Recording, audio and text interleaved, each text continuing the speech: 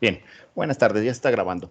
Entonces comentábamos, el día de hoy vamos a empezar a ver una serie de sensores donde vamos a empezar a interactuar con algunas variables como sería presión, nivel, y ya habíamos hablado un poco acerca de la distancia. En esta ocasión vamos a hablar un poco más acerca de lo que sería la temperatura, los efectos, fenómenos que podemos incluso utilizar dadas las variaciones que nos genera el cambio de esta temperatura.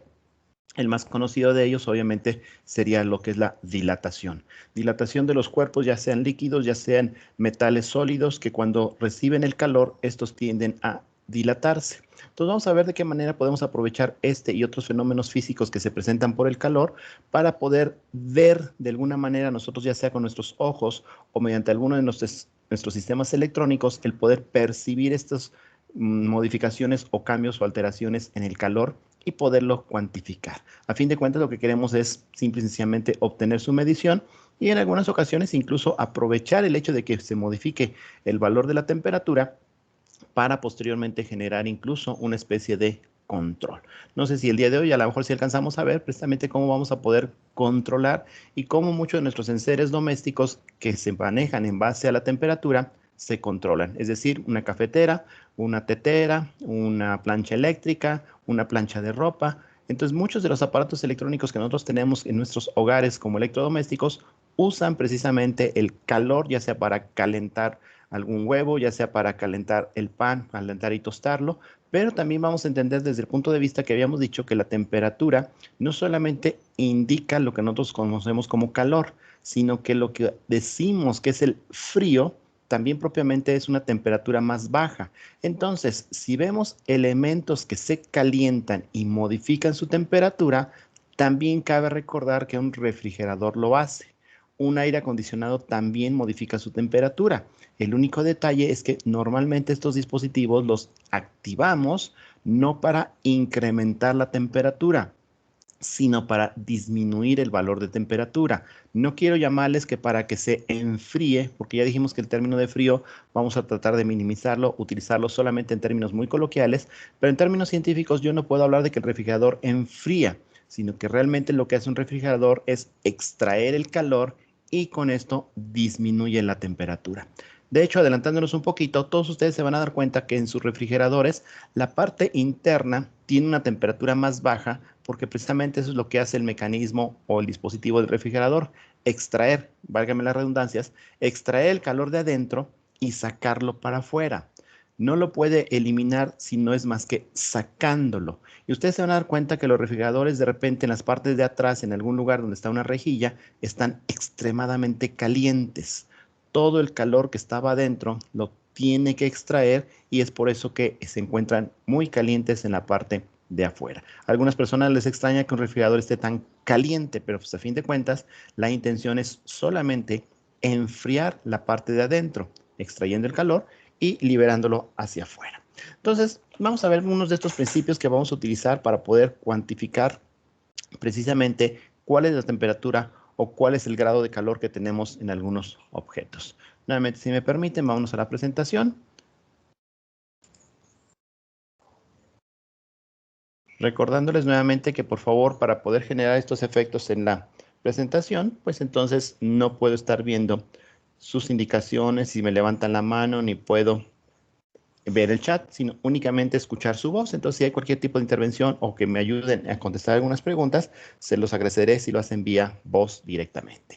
Con respecto a la medición de la temperatura, pues por desgracia hace algunos años se conocía mucho lo que eran los termómetros electrónicos de este tipo, pero que ahora por la pandemia pues empezaron a aparecer otros aparatos que fueron más comunes, aunque al principio incluso se empezó a manejar en forma aberrante diciendo que estos te mataban las neuronas, que utilizaban energía, que radiaban un rayo láser y te podían dejar ciego. Y no sé, como que de repente se vino una ola de gente experta que sin saber ni siquiera qué era esto, suponía su funcionamiento. Vamos a ver precisamente que estos dispositivos se basan en algo que se llama la pirometría y lo único que hacen es recibir la información de un cuerpo caliente y esta la transforma en una energía eléctrica que podemos cuantificar.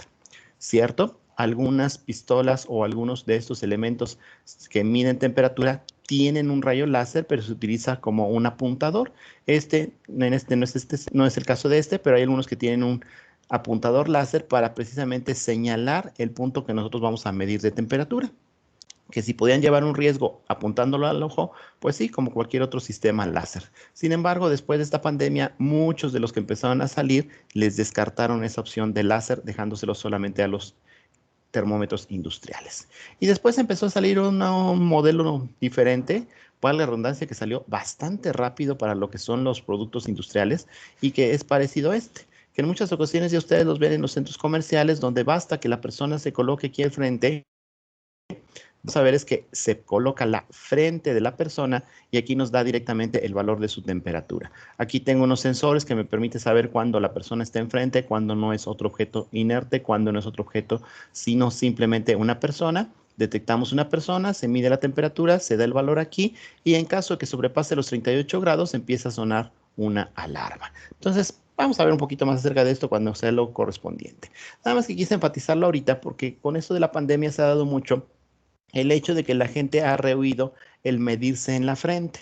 Aquí es un experimento que hicieron, aunque lo que denoto es que no es el mismo aparato que utilizaron, pero sí nos denotan que el hecho de que si lo medimos en la temperatura, una persona que pudiera tener una fiebre de 38.2, la misma persona medida en la muñeca apenas alcanza los 35.6. Entonces empezaron a sacar mucho la moda de que no querían medirse en la frente, que mejor en el brazo, que en la mano, que en el cuello. Y pues no, realmente el valor de la temperatura debería de medirse en la frente o incluso de forma óptica en el oído. Pero bueno, esto nada se los quise poner como un tipo de información. Más adelante también veremos otros sensores de temperatura que se ocuparon bastante o aún se continúan utilizando en los aeropuertos para detectar la temperatura de cientos de personas moviéndose en un solo instante. Entonces, esto nada lo quise poner aquí como referencia. Vamos a ver que para poder medir la temperatura podemos tener distintos fenómenos físicos ópticos que podemos aprovechar. El más común, como mencioné hace rato, pues la variación volumétrica de los cuerpos causados por la dilatación térmica. En este caso, la mayoría de las veces vamos a hablar de dilatación volumétrica. Aunque obviamente esta dilatación térmica la vamos a encauzar y vamos a ver que, por ejemplo, ahorita el primero de ellos, que es un termómetro de mercurio, la dilatación volumétrica la encausa para que se vea como una dilatación lineal. Sin embargo, obviamente es volumétrica. Más adelante vamos a ver que la unión de metales nos puede generar lo que sería una fuerza electromotriz. Esta FEM significa fuerza electromotriz, dicho de otra manera, energía eléctrica. Y después vamos a ver unos materiales especiales desde lo que sería un conductor, un simple metal, como este cuando se le aplica calor varía su facilidad de paso de resistencia, su facilidad de paso de corriente, perdón, que le conocemos como su resistencia eléctrica. Y después vamos a ver otros materiales que también, por desgracia, el término de semiconductor está un poco mal empleado, ya que semi por lo regular significa la mitad de, y aquí un semiconductor no es que sea un conductor medianamente bueno. Más adelante aclararemos un poquito a qué nos referimos con los materiales semiconductores. Y finalmente, pues vamos a medir propiamente la intensidad del cuerpo caliente, cuánta energía está radiando, y esto también nos va a ser una de las mediciones más fiables y más rápida con respecto a todas las anteriores. Pero vamos a ver entonces que podemos utilizar cualquier fenómeno o efecto que tengamos para poder conocer esa temperatura. El primero de ellos, como dije, pues a fin de cuentas lo empleamos mucho en nuestros termómetros. Nosotros observamos que una escala varía. Hemos comentado que esta escala varía, adquiere un cierto valor. Si la temperatura es más baja, entonces el valor es más pequeño. Hemos comentado que realmente lo que medimos no es la temperatura, sino el efecto de la variación que la temperatura genera en la dilatación de un cuerpo y que esta, cuando le ponemos una escala a un lado, pues nos puede referenciar un valor. Sin embargo, este valor pues puede ser en centígrados, en Fahrenheit, en Kelvin, en Rankine, etcétera, en varias escalas. Incluso nosotros podemos inventar nuestra propia escala. La hemos inventado desde el punto de vista que le podemos llamar aquí frío, aquí mucho frío, acá templado, calientito y muy caliente. A fin de cuentas, al fenómeno no le interesa cómo lo llames, no le interesa qué valor le des. El fenómeno se sigue comportando exactamente igual siempre. Y esto es lo que empleamos en nuestros termómetros de mercurio. Al principio eran termómetros de alcohol, se dilataba el alcohol y como mencioné hace rato, una dilatación volumétrica la encauzamos dentro de un tubo y veíamos entonces que cuando se dilataba en este caso el alcohol, subía a un mayor nivel. y esto correspondía un tanto con la variación de la temperatura. Ustedes en sus laboratorios han manejado varias veces lo que serían este tipo de termómetro de vidrio que tiene un tubo capilar interno, tubo capilar llamado así porque su diámetro es casi del tamaño de un cabello humano, y eso nos permite entonces que la dilatación volumétrica del mercurio se transforme a una variación casi lineal.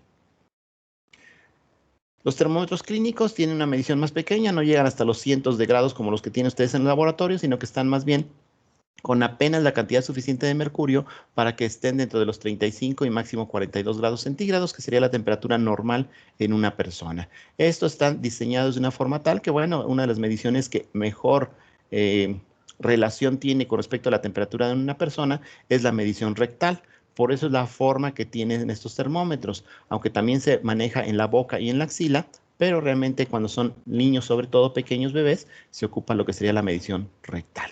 Aquí tenemos el bulbo donde se encuentra el mercurio, y estos, recordando que son de vidrio, en algún momento se empezaron incluso a hacerse muy peligrosos, ya que se podían quebrar y no solamente tienen el riesgo de lo que serían el vidrio propiamente como tal, sino que también el mercurio es un tanto venenoso para el ser humano. Entonces cada vez se han desechado un poco más estos termómetros de mercurio, aunque todavía se siguen usando bastante en muchas aplicaciones. Vamos a ver que con respecto de la dilatación de los cuerpos, muchas veces ustedes han llegado a ver que los metales se dilatan. Estos metales precisamente se tiene que tomar en cuenta la dilatación térmica porque, por ejemplo, en el diseño de un puente, si este puente se fija sólidamente a esta parte y se fija sólidamente a esta parte y este puente se construyó en días donde hacía baja temperatura, vamos a ver que cuando la temperatura es más elevada, este puente empezaría a dilatarse. Si este puente estuviera sólidamente construido en ambos extremos, el metal no tendría ninguna otra forma de escapar más que empezando a doblarse. Este puente se empezaría a doblar o incluso pudiera llegar a colapsar y a romperse. Para evitar eso, precisamente más bien se le ponen una especie de rodamientos. El puente está sobre de unos rodillos que le permiten que en el momento en que haga mucho calor se pueda dilatar. En el caso de que la temperatura disminuya, pueda contraerse siguiendo este movimiento muy suave. Quizás en muchas ocasiones que ustedes hayan ido hacia la playa, hayan ido, no sé, hacia las Orcárdenas o Ixtapa, han pasado muchos puentes de este tipo. Y se van a dar cuenta que cuando pasan este puente se encuentran en una estructura más o menos así. Esta estructura es por donde los carros pasan por encima. Esta es la que separa la estructura del puente a la estructura sólida de la demás parte de la carretera. Si hace mucho calor, ustedes van a ver que estos dientes están casi juntos con el otro. Si hace baja temperatura, se van a ver bastante separados. Aquí estamos hablando de casi 15 centímetros de diferencia en un puente de unos cuantos centenares de metros. Entonces, la dilatación sí es importante en estos metales, incluso en un riel de ferrocarril también se van a dar cuenta que los rieles no están pegados uno con el otro. No se hace el soldado de un riel y después del otro, sino que se ponen estos especies de expansores para dilatación. Esto les permite nuevamente a los rieles poderse separar si es que hace una temperatura baja, vamos a decirlo, si hace frío, y si hace calor, se pueden juntar sin posibilidad de deformación. Esto es lo que podemos entonces nosotros entender de la dilatación de los metales. Obviamente también tenemos dilatación de líquidos, también tenemos dilatación de gases, pero más que nada en este caso nos compete más la dilatación en metales o en cuerpos sólidos. Y obviamente, como cualquier otra propiedad, cada uno de los distintos materiales tienen su propio coeficiente. Coeficientes de dilatación térmico en este caso, hay propiedades de peso, propiedades de conducción eléctrica, propiedades de conducción térmica, etcétera. Todos los metales tienen distintas características o distintas propiedades. Podemos aprovechar entonces precisamente las características, por ejemplo, aquí de una barra de cobre y de una barra de hierro. Estas dos las vamos a ver que si nosotros les aplicamos calor, propiamente se van a dilatar. Podemos hacer la comparación aquí de qué tanto se dilata uno con respecto del otro. Vamos a ver que el cobre tiene un coeficiente de dilatación mucho mayor que lo que es el hierro. De tal manera que estos metales me harían que el hierro creciera menos cobre. Ambos se dilataron, pero ese coeficiente de dilatación térmica distinto de dos materiales completamente distintos nos hace que elonguen o se alarguen a una proporción diferente. Esto, sin embargo, lo podemos aprovechar e imagínense, voy a poner aquí una página en blanco. Imagínense lo que sucede cuando ustedes, por ejemplo, van en una barca o una lancha y ustedes aquí van remando y aquí va otra persona remando. Les piden que cada uno de ustedes reme y esta persona que son ustedes empieza a remar muchas más veces que la persona que rema acá. Si ustedes remaran con mucha mayor fuerza con respecto de la fuerza que tiene la persona que se encuentra acá remando, ¿qué efecto tendría, visto esta lancha desde arriba? ¿Qué Disculpe, sucedería profe. con esta lancha? Sí. Mi compañera Andrea Nava dice que tiene problemas para entrar a la reunión. Se le fue el internet. Ok, no hay problema. Se queda grabado y que por favor la analice después. Va, gracias, profe. Gracias. Entonces, si viéramos una lancha desde arriba y ustedes estuvieran remando en este extremo, voy a llamarle 1, y hubiera una persona en el extremo 2 y la persona 1 rema con mucha más fuerza que la 2, ¿qué efecto tendría en el movimiento de esta lancha? ¿Irían en círculos? Irían en círculos, es decir, no seguiría una trayectoria lineal, sino que como este rema más fuerte, esto lo obligaría a curvearse hacia acá.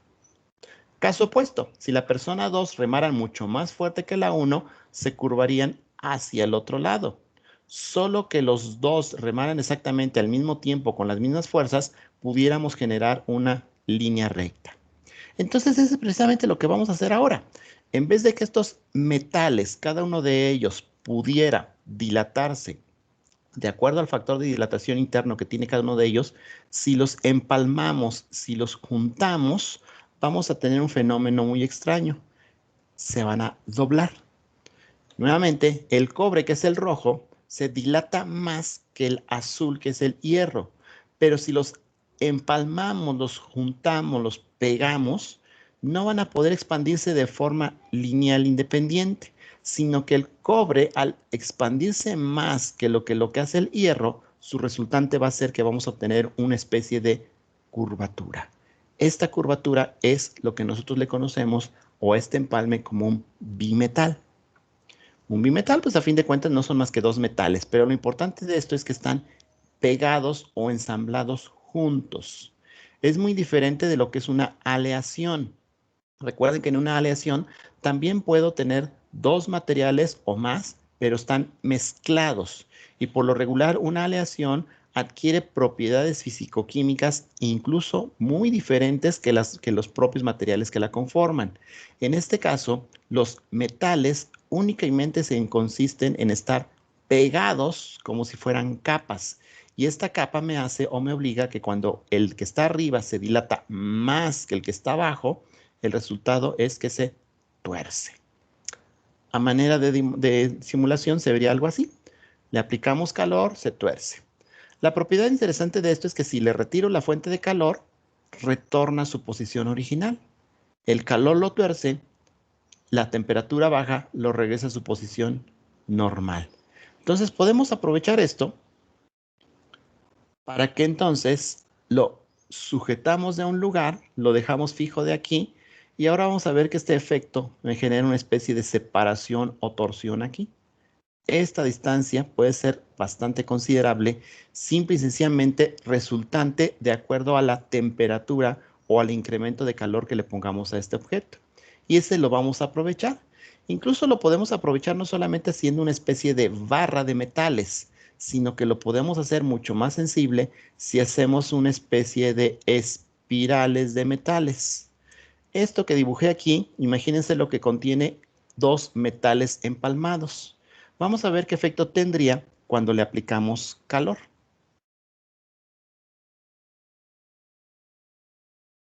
Espero que la simulación de la derecha pueda observarse que tenemos una espiral bimetálica, le aplicamos una flama, obviamente es una temperatura bastante elevada de más de 300 grados, le ponemos calor y el bimetal tiende a desenrollarse. Le quitamos y ahora aquí la disminución de la temperatura lo hace que se vuelva a enrollar. Este es el fenómeno que vamos a aprovechar de los bimetales para conectarle ahora una aguja o un indicador y este indicador se va a desplazar a lo largo de una carátula.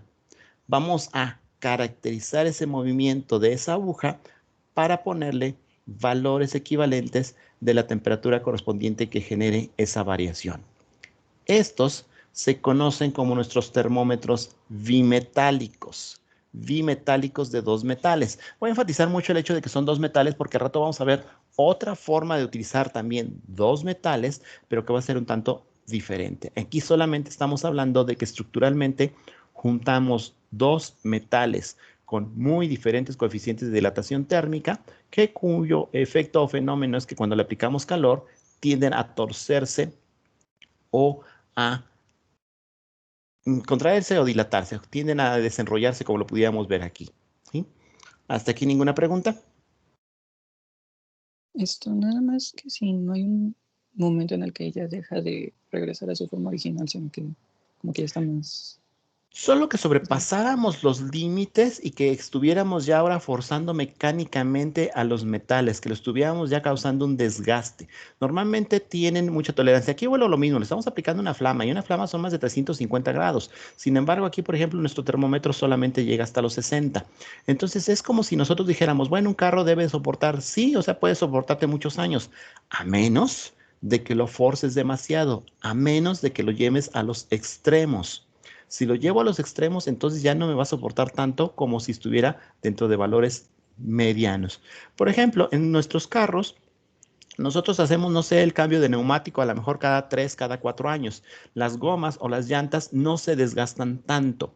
Vean en un carro Fórmula 1, en un carro que es para carreras, los neumáticos incluso se cambian en menos de 2 o 3 horas. O sea, es tanto el desgaste que tienen porque están en condiciones tan extremas que ahí sí requieren estarse cambiando seguidamente. Si lo tenemos en unas condiciones no tan extremas, no sería tanto el desgaste. Aquí sí, vuelvo a insistir, obviamente son metales. Los metales también tienen un límite. Si yo le aplico aquí 1200 grados, obviamente voy a destruir completamente la estructura. Entonces, si está dentro de los parámetros normales, puede soportar n veces las deformaciones que tengo sin incurrir en tanto error. Si lo llevo a un extremo, puedo incurrir a descalibrarlo o a afectarlo, destruirlo completamente. ¿Sí? Sí, ¿Alguna otra gracias, duda o profe. pregunta? Esto es interesante. No sé si ustedes han escuchado acerca de la impresión 3D. Sí, profe. ¿Han escuchado de la impresión 4D?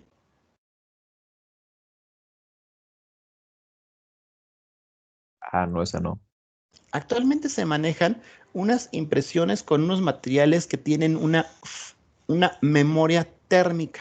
Se imprime, hagan de cuenta que se imprime como si fuera una especie de, ahorita me voy a esperar a que se haga la animación más pequeña.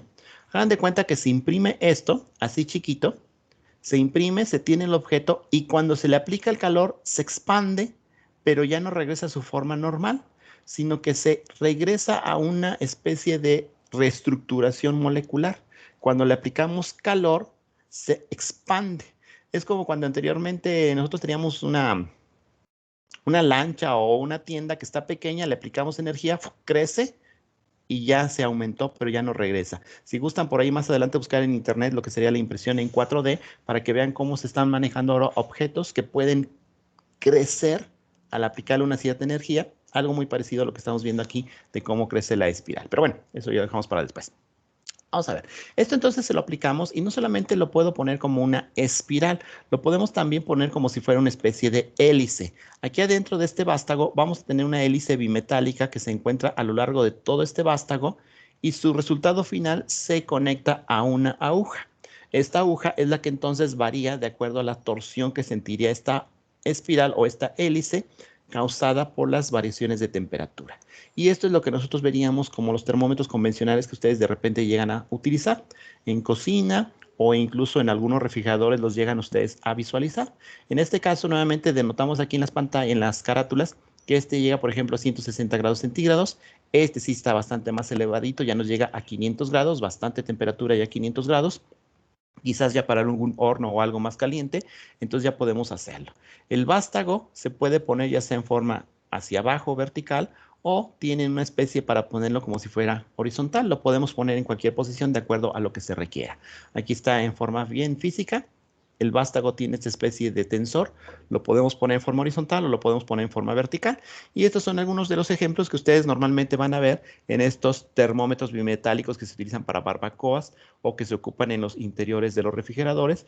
Y en algunos casos, incluso este vástago tiene una especie de púa o pico para poderlo insertar incluso dentro de material cárnico. Lo insertamos y estamos midiendo ya no la temperatura externa, sino la temperatura interna de la carne que estuviéramos cocinando. Y todo gracias a la dilatación térmica de dos metales con coeficiente térmico diferente. Tenemos una gran ventaja que vamos a estar observando, que aquí lo tenemos y en otros no son tan fáciles, que incluso podemos introducirlo dentro de líquidos. Aquí seguimos hablando de conceptos mecánicos. Seguimos hablando de un termómetro que, si bien es cierto, ya no me emplea mercurio, sino que ahora me emplea estos dos metales bimetálicos unidos. Tengo la desventaja que sigo dependiendo de necesitar ir a ver la medición. No me da el valor de la medición. Tengo que, como ser humano, ir a verlo. En un momento dado se puede aprovechar el hecho de que el ser humano vea y que no visualice el valor exacto, sino que interprete. Otra manera de explicarlo, aquí la aguja, si yo la veo rápidamente, puedo entender si se encuentra en una zona verde que me indica que está en una temperatura aceptable, si ya entra en una zona amarillenta o si ya está completamente en una zona roja que me puede indicar una temperatura muy alta.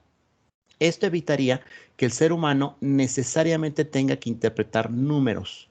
El ser humano podía tardar mucho entendiendo e interpretando un número, mejor que interprete zonas. Nuevamente, por desgracia, no estamos en clase vivencial. Sin embargo, en algunas ocasiones también me ha gustado hacer la prueba de que hay personas que todavía usan reloj. Muchas veces un reloj tiene sus manecillas y cuando nosotros vemos un reloj pasa algo muy raro con el ser humano. Normalmente cuando vemos el reloj no vemos la hora. Si a una persona que tengan cercana o próximamente vean a una persona que tenga un reloj y que vea la hora o que vea su reloj, pregúntenle inmediatamente qué hora es. Y se van a dar cuenta que la persona va a tener que volver a ver el reloj para contestarle qué hora es. Normalmente lo que hace el ser humano no es ir a fijarse si estaba en el 12, si este estaba en el 3, si esta ya había avanzado por acá al 1 y son las 3:05, sino que únicamente visualiza la aproximación de dónde se encuentran las manecillas y esto les sirve para determinar, híjole, ya vamos a media clase. Por ejemplo, si la aguja está acá abajo, ya vamos a media clase, ya se va a acabar, ya se va a callar este enfadoso, está hablando mucho. Si está apenas por aquí y vamos empezando en el examen, falta un montón de tiempo del examen, qué padre voy a alcanzar. Si ven la aguja minutera ya cercana por acá, está en un examen, híjole, ya se va a acabar el tiempo. Y si alguien les preguntara en ese momento, ¿qué hora es? No tengo la menor idea. Yo no me fijé en el reloj para ver qué hora era, me fijé para ver cuánto tiempo faltaba para que se acabara la hora, porque es el tiempo que tienes para terminar ese examen. Entonces, el ser humano no es muy bueno como para observar este tipo de numeraciones, pero sí para observar patrones. Entonces, este termómetro utiliza estos colores para precisamente visualizar más fácilmente si la temperatura ya se encuentra en un valor límite. Y otras características que mencioné es que este vástago lo podemos hacer de acero inoxidable y ya con eso tenemos mucha compatibilidad con los alimentos que ustedes de repente tienen que medir. Nos exigen demasiado en la instrumentación cuando se manejan con los alimentos, lo que sería la asepsia. Nos manejan mucho la biocompatibilidad también cuando manejamos cosas con biomédica, que los metales o los materiales que empleemos no afecten al fenómeno. Aquí no tenemos ningún tipo de oxidación, no tenemos corrosiones, no tenemos afectaciones de sabores, etcétera. Pero lo más importante, el líquido no me ataca porque no tiene la electrónica interna. Entonces, más adelante vamos a ver que esta es una característica que muchos dispositivos electrónicos no tienen esa característica. La electrónica no la puedo sumergir en líquidos. Se me descompone incluso con cierto porcentaje de humedad. Aquí, a pesar de que es un termómetro mecánico, le podemos dar una especie de memoria. Esa memoria consiste en que esta línea en negro es la aguja que se va a mover. Si nosotros ponemos o reseteamos este termómetro colocando la aguja azul pegada a la negra y la roja pegada a la negra también, vamos a ver que cuando la temperatura aumente, esta aguja negra se va a desplazar en sentido horario arrastrando a la aguja roja con ella. La aguja azul no la vamos a mover. sino que solamente la aguja roja la arrastra. Si llega a un valor límite, después ahora la aguja negra regresa disminuyendo su posición angular porque la temperatura disminuyó, pero dejó a la aguja roja en el valor máximo alcanzado. La aguja negra empieza ahora a disminuir su temperatura y ahora va a irse en sentido antihorario arrastrando la aguja azul hasta llegar a un valor mínimo. Una vez que llega al valor mínimo, vuelve a incrementarse la temperatura, pero ya arrastró la aguja azul hasta el valor mínimo. Dicho de otra manera, este termómetro tiene una especie de memoria y nos indica cuándo sucedió, nos indica cuál fue el valor del mínimo y cuál fue el valor del máximo de temperatura. Tiene una gran desventaja. No nos dice en qué momento sucedió, pero sí al menos nos da los valores máximos y mínimos que podemos llegar a haber alcanzado. No sé, a lo mejor hace una semana que lo reseteamos, hace una semana dejamos el valor máximo y mínimo pegado a la línea o a la aguja negra, regresamos una semana después y vamos a encontrar cuál fue el valor máximo de temperatura indicado por la línea roja y cuál fue el mínimo indicado por la aguja azul, pero no nos indica en qué momento del día ni qué día de esa semana se llegaron a alcanzar.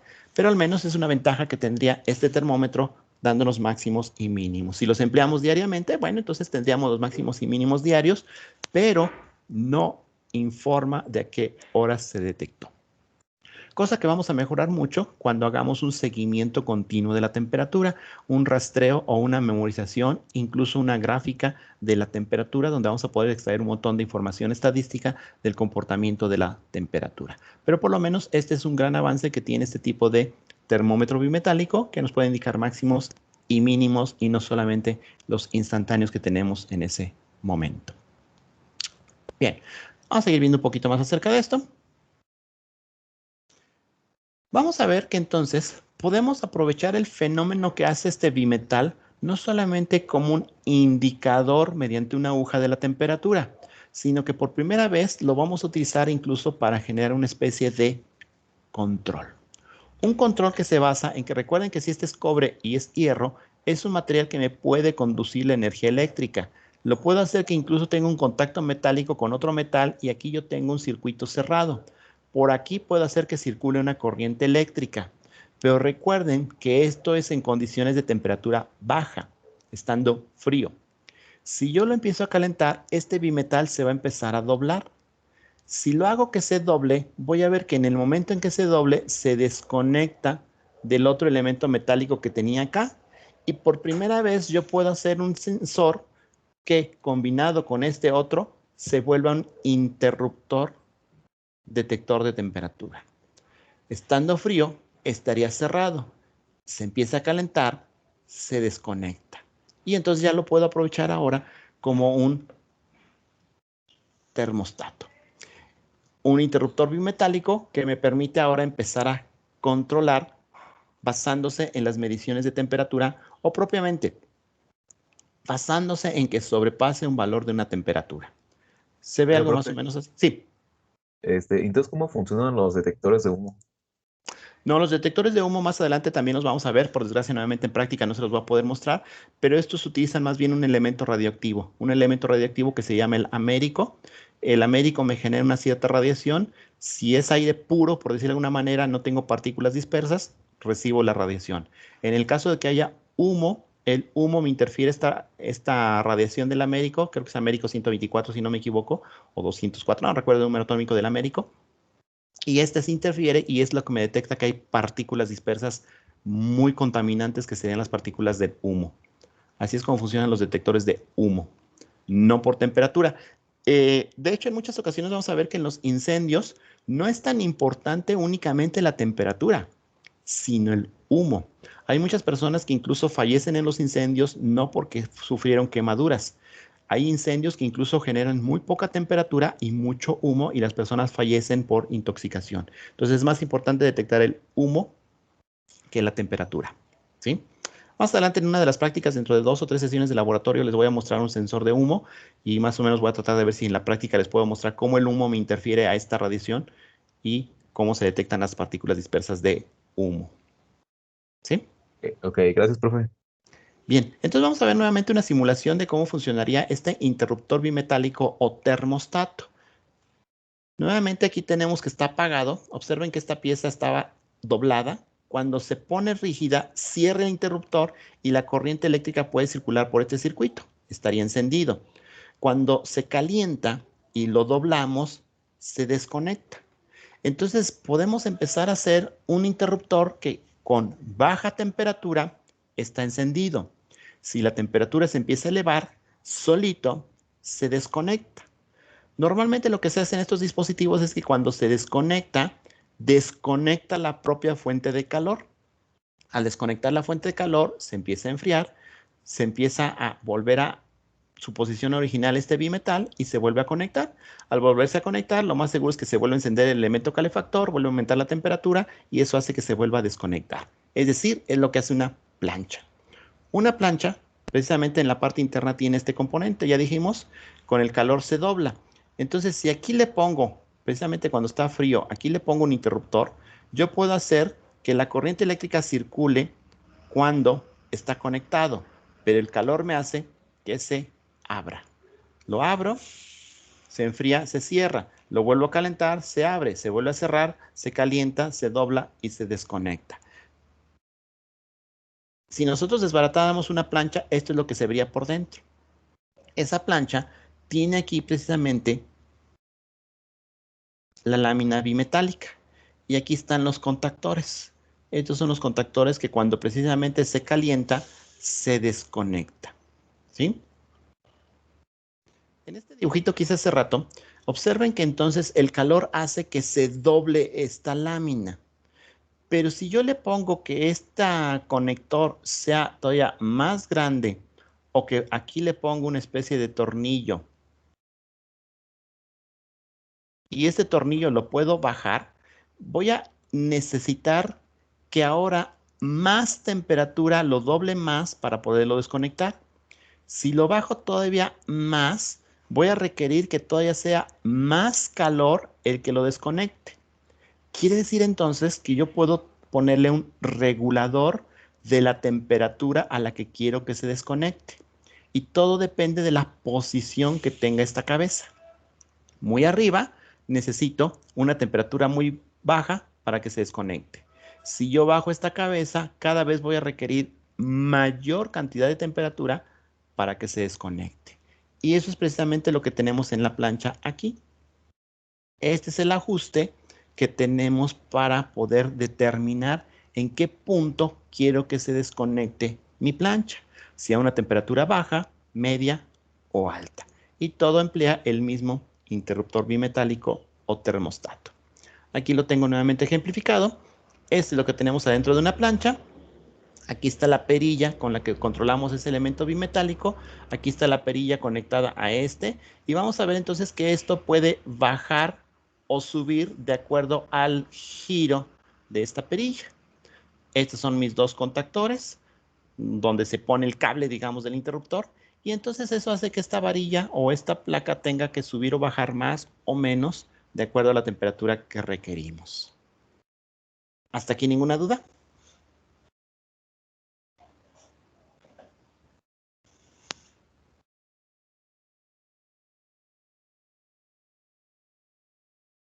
¿No? No, profe. Bien, gracias. Voy a aprovechar entonces el hecho de que aquí aparece una plancha porque resulta interesante cómo un artículo de consumo tan masivo como sería una plancha, que casi todas las casas, todos los cuartos de hotel, en todos lados hay una plancha, tiene un sistema medio raro de interpretación de la temperatura.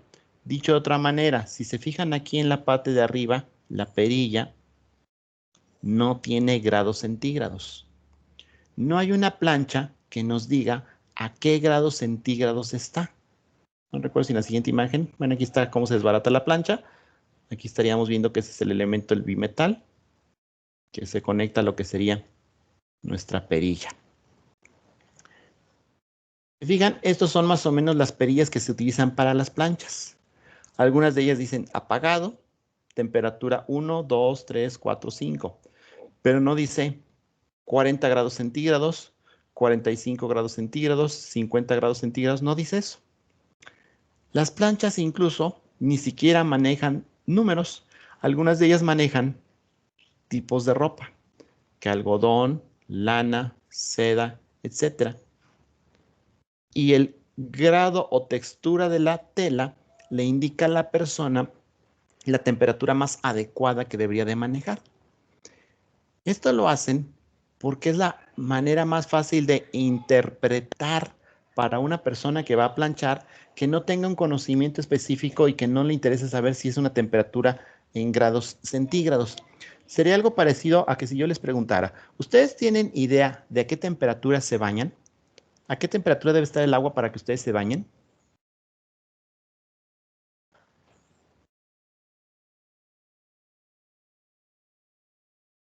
¿Creen que serviría de algo ponerle un termómetro electrónico que les diga exactamente el valor de la temperatura antes de que se bañen? Vamos a suponer que ustedes se van a bañar, su mamá les pregunta, ¿a qué temperatura quieres que te ponga el agua para que te metas a bañar? ¿A qué temperatura sería la ideal?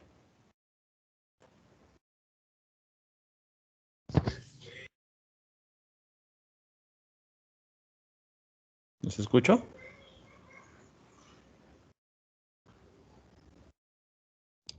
No, pues ni idea, profe. ¿Creen Pues que la es que temperatura? Sí, adelante. que calentito, ¿no? O sea, no es como que nosotros sepamos una temperatura, sino que nada más depende también de cada persona.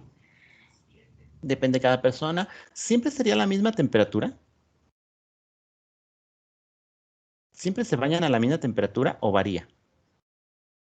No, Va- también depende del clima. Depende del clima, depende del humor, depende si acaban de terminar con el novio, depende de un montón de factores. Depende si acaban de hacer ejercicio. Incluso en muchas ocasiones hasta la temperatura del agua con la que se bañan depende del tiempo que tienes para bañarte. Hay veces que te urge ya llegar porque tienes un examen a las 7 de la mañana, no tienes tiempo para prepararte y aunque esté frío el agua te metes a bañar así de rápido. Entonces, si le pusiéramos a la regadera un termómetro que nos indicara exactamente la temperatura, no tendría ningún sentido. En una plancha, si le pusiéramos la temperatura en grados centígrados, pues también como que no tendría ningún objetivo, simple y sencillamente e incluso haría más complejo el entender la utilización de esta plancha. Recuerden que la plancha normalmente está diseñada simple y sencillamente para entregar calor a una ropa y quitarle las arrugas y hasta ahí. No necesito mucho conocimiento científico como para poderla utilizar y mucho menos un refrigerador. Esto nuevamente es lo que tendríamos en un refrigerador. Aquí si se fijan está indicando como lo que fuera un enfriador. Y el frío está medio raro. El frío lo maneja en números. Tengo el 0, luego el 1, el 2, el 3, el 4 y el 5. El 5 es una temperatura más fría según este indicador que el 2. Si fueran grados centígrados, un 2 grados centígrados y un 5 grados centígrados, el 2 grados es una temperatura más fría que el 5 grados centígrados. Pero no son grados centígrados, son una escala de frío. Vean aquí cómo dice frío mínimo, más frío y frío máximo. O sea, vean cómo comercialmente incluso entonces ahora utilizan escalas de frío. Y un número 2 es más frío que un 1, un 5 es más frío que un 4, etc. Hay otros refrigeradores más bonitos que incluso tienen, por ejemplo, un cubito de hielo significa poco frío, 2 cubitos de hielo significa más frío y 3 cubitos de hielo significa el más frío que puede llegar a tener. Pero bueno, esto lo hacen simple y sencillamente para que las personas puedan trabajar con estos dispositivos sin ningún conocimiento de lo que pudiera ser temperatura. Nada más se los explico y se los digo para que vean entonces cómo comercialmente tenemos que hacer algunos artículos, algunos productos de mucha mayor fácil de interpretación. Finalmente, por ejemplo, también las tostadoras de pan también tienen este termómetro o este elemento bimetálico. Ustedes aquí tienen un control donde también ustedes le pueden dar numeraciones, le pueden dar el qué tanto tiempo, aunque ahora vamos a ver que más bien lo que actuamos es sobre la temperatura y el tiempo, que dura un pan tostándose. Y aquí estaría interesante porque no pudiéramos llamarle índice de tostado. Sin embargo, aquí nos dice que es el índice 1, 2, 3, 4, 5 y el 6 es muy tostado, mientras que este es medio blanquecino. Entonces, imagínense, no hay una escala de graduación del tostado del pan, pero sí hay preferencias de qué tan tostado quieres un pan. Entonces, aquí es un poco complicado. Bueno, ¿qué escala le pongo aquí? porque si le pongo tiempo, si le pongo temperatura, se lo complico más al usuario. Entonces aquí utilizaron una escala de tostado, que realmente se traduce a los segundos que va a estar adentro el pan. ¿Qué tantos segundos va a estar adentro? Tiene una temperatura controlada y eso nos permite saber qué tan tostado va a terminar el pan.